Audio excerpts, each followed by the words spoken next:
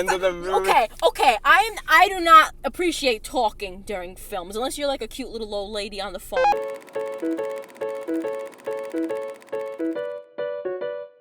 Hey everybody, welcome back to Movies on the Move with Loud Quiet Vids. Rebecca here and Steven here. So we just saw Coco, the new Disney Pixar film. Coco is about a little boy living in Mexico who has this dream of being a musician because he looks up to this classic musician named De La Cruz. He has found music on his own by finding like videotapes of the greatest musician in Mexico. What this movie and a lot of Pixar movies do really well is they really introduce the conflict right away. And the conflict starts off where Miguel wants to be a musician and his family is so against it, so he immediately wants to detach himself from that. And he winds up in the lands of the dead with all of his ancestors that have passed on. Dia de los Muertos is a day where Mexican families put up pictures of their deceased ancestors so the dead relatives can find their way. And so when he meets his dead relatives in the land of the dead, it shows you like their picture and how they are in like their skeletal dead form. And they do it in also like a modern way, which I think animated movies have been getting right at. It's like kind of like an airport, like their arrivals and they check their photo ID.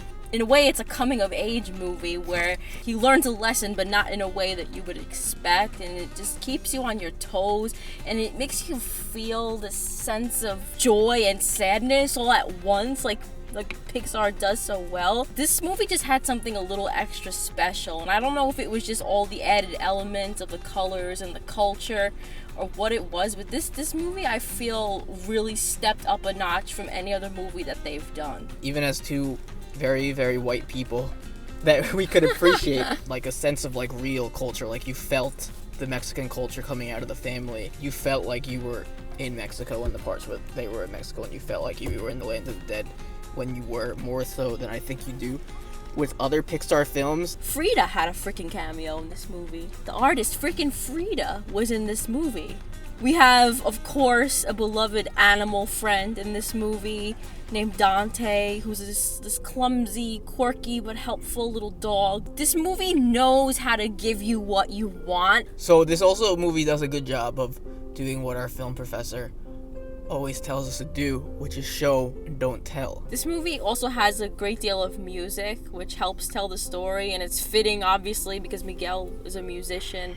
It's not just like, oh, pretty song. There's a payoff here that really comes out with song, and it really just tugged at my heartstrings, and in all the best ways, and you have to see this for yourself. How many different times did you cry throughout the movie?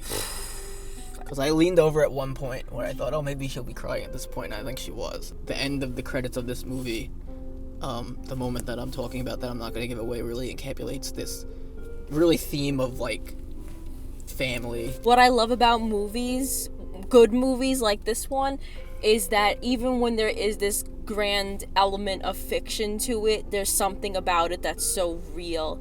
And I think that last element of the credits that we're talking about just really emphasizes that. And something I have to say is I don't think I've left a movie theater feeling this satisfied since we saw Room 2 years ago. And today I left the theater feeling like this movie was right in every way too. That's Room, not The Room, by the way. So I give Disney Pixar's Coco 5 stars out of 5, and this is mine. Okay, I decided to edit that out. You're gonna have to find out what that secret is in our later video. 5 out of 5. I don't know if I'd go as far as to say what Rebecca just said, that you don't know what she just said. But maybe you can guess. I think the movie was very, very succinct. There was no unnecessary moments. You're expecting like A+ quality work from Pixar. I think you're gonna get it. I think it might win animated feature at the Oscars next year. I hope it does. You saw the movie. You want to tell us what you think? Did you love it? Do you hate it? Please make sure you see it if you haven't yet. Thank you so much for watching. See you next time.